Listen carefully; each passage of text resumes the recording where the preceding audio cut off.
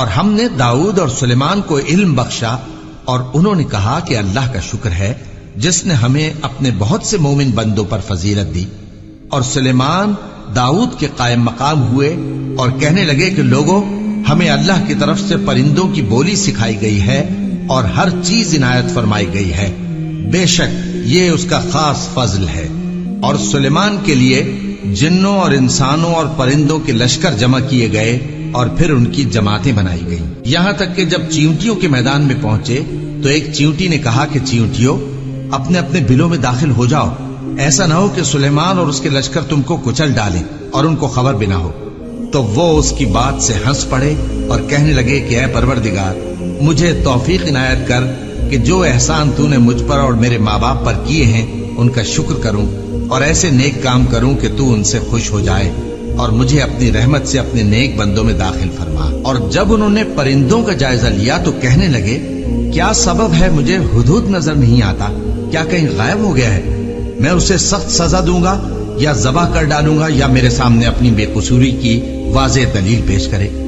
ابھی تھوڑی دیر ہوئی تھی کہ ہدہد آ موجود ہوا اور کہنے لگا کہ مجھے ایک ایسی چیز معلوم ہوئی ہے جس کی آپ کو خبر نہیں، اور میں آپ کے پاس ملک سبا سے ایک یقینی خبر لے کر آیا ہوں۔ میں نے ایک عورت دیکھی کہ ان لوگوں پر حکومت کرتی ہے اور ہر چیز اسے میسر ہے، اور اس کا ایک شاندار تخت ہے۔ میں نے دیکھا کہ وہ اور اس کی قوم اللہ کو چھوڑ کر آفتاب کو سجدہ کرتے ہیں، اور شیطان نے ان کے اعمال انہیں آراستہ کر دکھائے ہیں اور ان کو رستے سے روک رکھا ہے، پس وہ رستے پر نہیں آتے اور نہیں سمجھتے ہیں کہ اللہ کو جو آسمانوں اور زمین میں چھپی چیزوں کو ظاہر کر دیتا اور تمہارے پوشیدہ اور ظاہر اعمال کو جانتا ہے، کیوں سجدہ نہ کریں؟ اللہ کے سوا کوئی عبادت کے لائق نہیں، وہی عرش عظیم کا مالک ہے۔ سلیمان نے کہا، اچھا ہم دیکھیں گے تو نے سچ کہا ہے یا تو جھوٹا ہے۔ یہ میرا خط لے جا اور اسے ان کی طرف ڈال دے، پھر ان کے پاس سے ہٹ جانا اور دیکھنا کہ وہ کیا جواب دیتی ہیں۔ ملکہ نے کہا کہ دربار والوں، مجھ تک ایک نامہ گرامی پہنچایا گیا ہے، وہ سلیمان کی طرف سے ہے، اور مضمون یہ ہے کہ شروع اللہ کا نام لے کر جو بڑا مہربان نہایت رحم والا ہے، بعد اس کے یہ کہ مجھ سے سرکشی نہ کرو اور مطیع و فرما بردار ہو کر میرے پاس چلے آؤ۔ خط سنا کر کہنے لگی کہ اے اہل دربار، میرے اس معاملے میں مجھے مشورہ دو، جب تک کہ تم حاضر نہ ہو اور صلاح نہ دو میں کسی کام کا فیصلہ نہیں کیا کرتی۔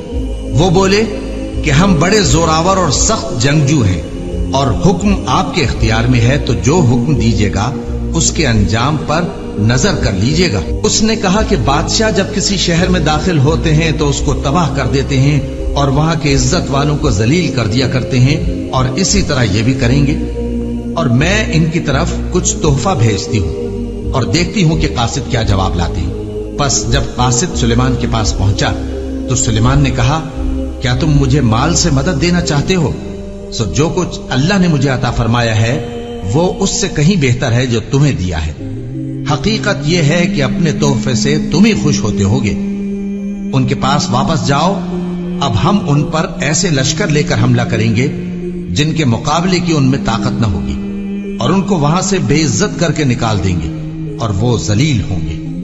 سلیمان نے کہا کہ اے دربار والو، کوئی تم میں ایسا ہے کہ قبل اس کے کہ وہ لوگ فرما بردار ہو کر ہمارے پاس آئیں، ملکہ کا تخت میرے پاس لے آئے؟ جنات میں سے ایک قوی ہیکل جن نے کہا کہ قبل اس کے کہ آپ اپنی جگہ سے اٹھیں میں اس کو آپ کے پاس لا حاضر کرتا ہوں، اور مجھے اس پر قدرت بھی حاصل ہے اور امانت دار بھی ہوں۔ ایک شخص جس کو کتاب الہی کا علم تھا کہنے لگا کہ میں آپ کی آنکھ کے جھپکنے سے پہلے پہلے اسے آپ کے پاس حاضر کیے دیتا ہوں۔ جب سلیمان نے تخت کو اپنے پاس رکھا ہوا دیکھا تو کہا کہ یہ میرے پروردگار کا فضل ہے تاکہ مجھے آزمائے کہ میں شکر کرتا ہوں یا کفران نعمت کرتا ہوں، اور جو شکر کرتا ہے تو اپنے ہی فائدے کے لیے شکر کرتا ہے، اور جو ناشکری کرتا ہے تو میرا پروردگار بے نیاز ہے، کرم کرنے والا ہے۔ سلیمان نے کہا کہ ملکہ کے امتحان عقل کے لیے اس کے تخت کی صورت بدل دو، دیکھیں کہ وہ سوج رکھتی ہے یا ان لوگوں میں سے ہے جو سوج نہیں رکھتے۔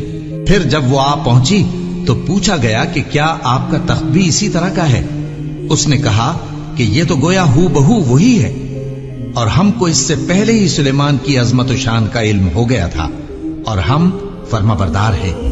اور وہ جو اللہ کے سوا دوسروں کی پرستش کرتی تھی، سلیمان نے اس کو اس سے منع کیا کہ وہ کافروں میں سے تھی۔ اس کے بعد اس سے کہا گیا کہ محل میں چلیے۔